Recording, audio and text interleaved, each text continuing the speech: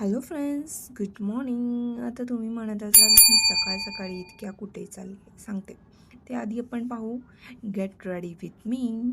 ज्यांना कोणाला minimal soft everyday look हवा असेल त्यांच्यासाठी हा मी मेकअप लुक केला आहे. सो सर्वात आधी तुम्हाला काय करायचं आहे, छानसं लिप बाम आधी अप्लाय करून घ्यायचं आहे, जेणेकरून आपला मेकअप होईपर्यंत आपले लिप्स मॉइश्चराईज होतील. त्यानंतर तुम्हाला तुमच्या स्किनच्या अकॉर्डिंग टोनर यूज करायचा आहे. विटॅमिन सी असू दे, रोज वॉटर असू दे, कुठलाही असू दे. पण ऑइली स्किन असेल तर डेफिनेटली तुम्हाला टोनर हे अप्लाय केलंच पाहिजे. त्यानंतर तुम्हाला तुमच्या स्किनच्या अकॉर्डिंग मॉइश्चरायझर लावायचा आहे. माझी स्किन ऑइली आहे आणि आता विंटरमध्ये थोडीशी ड्राय झाली आहे.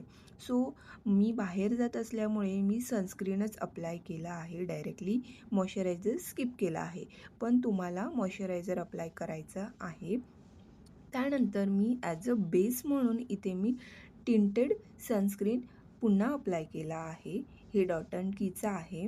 सो तुम्हाला जर एव्हरीडे लुक हवा असेल तर अशा प्रकारे तुम्ही सनस्क्रीन टिंटेड यूज करू शकता. सो डॉटेड फॉर्ममध्ये मी सगळीकडे लावून घेतलं आणि छान असं अप्लाय केलं. त्याला रब करायचं नाही आहे, व्यवस्थित अप्लाय केलं आणि ते तोपर्यंत मर्ज होईपर्यंत इथे माझे केस ओले होते. सो ओल्या केस तसेच बाहेर घेऊन जाणं बरोबर नाही आहे, कारण फ्रिजी ड्राय वगैरे आता विंटरमध्ये होतात.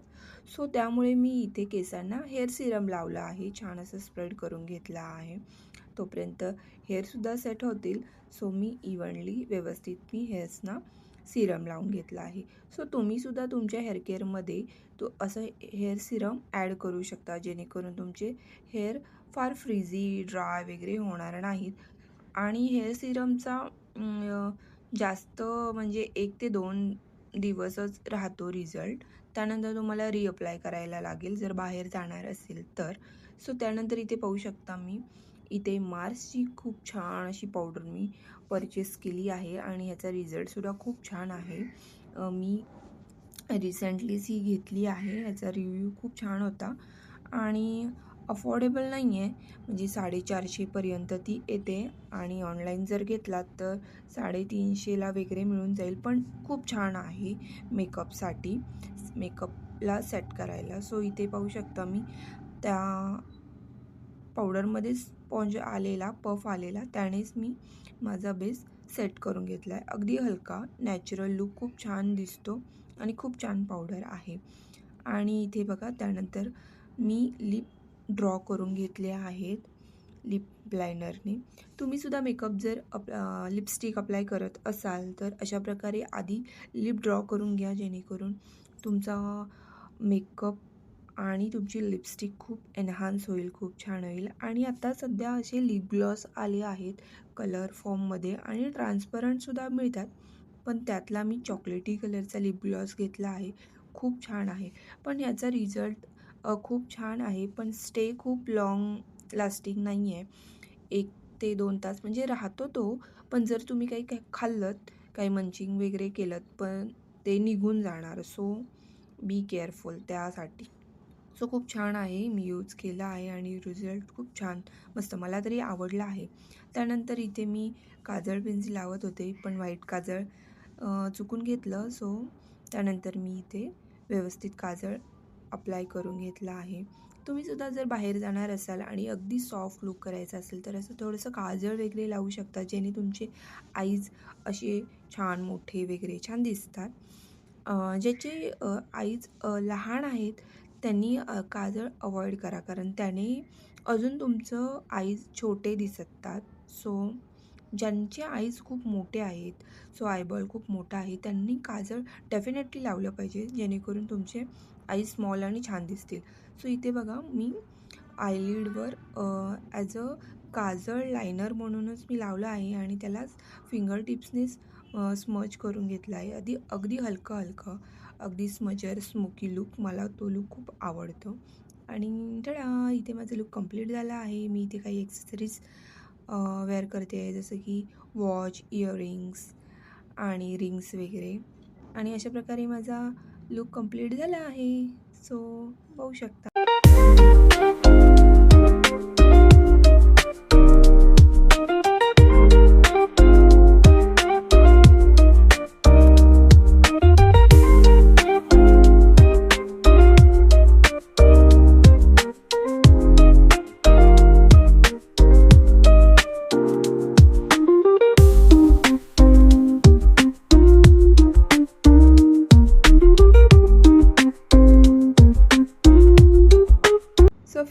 हा आहे माझा कंप्लीट असा लूक.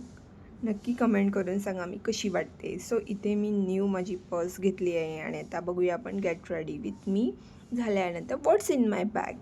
सो मी काय काय बाहेर जाताना घेतलं आहे. सो मी बाहेर चालले आहे, सो ऑफकोर्स स्कार्फ असलाच पाहिजे आणि ॲज अ सेफ्टी म्हणून पण तुम्ही ठेवलं पाहिजे. आणि इथे मी छोटीशी पर्स घेतली आहे. फार काही कॅश नको होती कारण मोबाईलमध्ये असतं. सो मी छोटीशी पर्स घेतली आहे आणि त्यानंतर इथे एअरपॉड्स. ऑफकोर्स बाहेर जातो सो आपल्याला गाणी वगैरे ऐकायची असतात आणि क्यूट टायनी अशी एक वॉटर बॉटल ठेवली आहे आणि रिअप्लाय करायला लिप ग्लॉस, जो की मी केला नाही कारण मला टाईमच भेटला नाही. आणि असंच मंचिंगसाठी काहीतरी म्हणून घेतलं आहे आणि झालं इतकंच. सो मी फार काही घेतलं नव्हतं कारण मला जायचं होतं वाडीला. सो सकाळी सकाळी आणि त्यानंतर मी बँगल्स विसरले होते, बँगल्स घातले आणि ऑफकोर्स कोंब विसरले होते, तो जो कोंबसुद्धा घेतला आणि मी निघाले घरातून आणि लगेच मला बस भेटली स्टँडवर जायला. आणि मी अशा प्रकारे वेलची, लवंग वगैरे मी माझ्याकडे ठेवून देते कारण ते च्विंगम वगैरे खाणं खूप चांगलं नाही आहे. सो तुम्हीसुद्धा अशा प्रकारे तुमच्याकडे लवंग, वेलची वगैरे तुम्ही ठेवू शकता. त्याने माउथ रिफ्रेशिंग पण होतं, स्मेल वगैरे पण येत नाही आणि ते चांगलं पण असतं ॲक्च्युली आपल्या हेल्थसाठी. सो जेणेकरून तुम्हाला थ्रोट इन्फेक्शन असेल, गळा खरखरत वगैरे असेल किंवा आवाज तुमचा खराब झाला असेल, त्यालासाठीसुद्धा ते खूप इम्पॉर्टंट म्हणजे यूजफुल आहे. सो तुम्ही ते म्हणजे यूज करू शकता, तुमच्या बॅगमध्ये कॅरी करू शकता. आणि त्यानंतर तुम्ही ते सकाळ सकाळचा व्ह्यू बघू शकता, किती सुंदर प्रसन्न वातावरण होतं, खूप छान.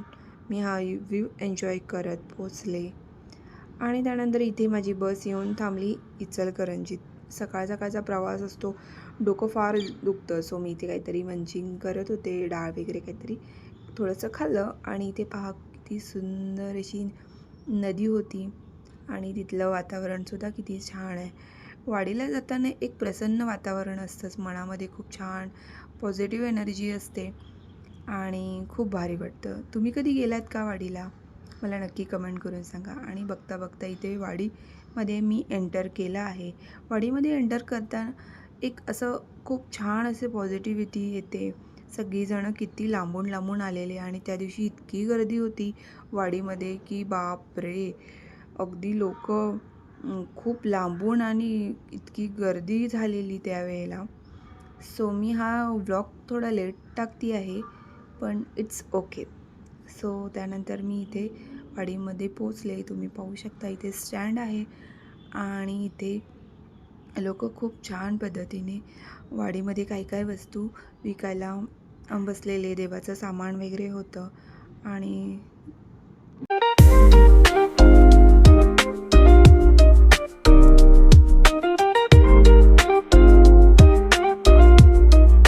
तर फ्रेंड्स मी इथे आले आणि इथे मी देवाला अर्पण करण्यासाठी नारळ, कापूर वगैरे सगळं घेतलं आणि इथे पाहू शकता इथे भरपूर अशी दुकानं आहेत.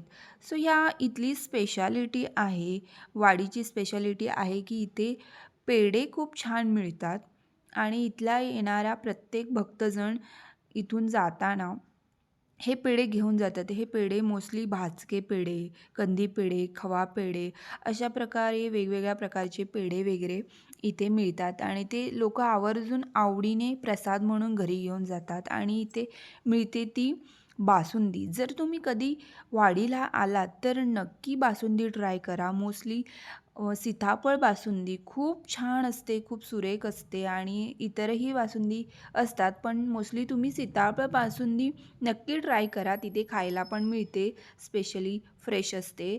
आणि मी दरवेळेला वाडीला जातच असते, पण गेले काही 3-4 महिने मी गेले नाही कारण माझी तब्येत बरं नव्हती. सो मी गेलेच नव्हते आणि मी वाडीचं असा कायापालट बघितला की वाडीचं रिन्युएशन नुकतंच झालं होतं आणि ते पाहून खूप छान वाटत होतं, अगदी प्रसन्न वाटत होतं. आणि इथे हवन वगैरे, पूजा वगैरे, ते श्राद्धाचं वगैरे असं भरपूर काही काही होत असतं, लोकं येत असतात आणि त्यासाठी नदीमध्ये स्नान करतात आणि ते स्नान करून झाल्यानंतर चेंजिंग रूम वगैरे इथे काही नव्हती. याआधी मी कधी पाहिली नाही आहे. मग तिथेच लेडीज लोक आडोशाला थांबून चेंज करतात. सो इथे चेंजिंग रूमसुद्धा केली होती. ते पाहून बरं वाटलं आणि गाईज हे गर्दी बघा लाखोच्या संख्येने त्या दिवशी पब्लिक आली होती आणि मी रांगेतून थांबून दर्शन घेतलं. दरवेळेलाच मी रांगेतून थांबून दर्शन घेतेच कारण रांगेतून थांबून खूप छान आणि व्यवस्थित दर्शन होतं. देवासाठी आपण इतक्या लांबून जाणार आणि मुखदर्शन घेऊन जाणं मला तरी ठीक वाटत नाही. त्यामुळे मी नेहमीच रांगेतून दर्शन घेते आणि ह्यावेळेला मी रांगेतून थांबून दर्शन घेतलं.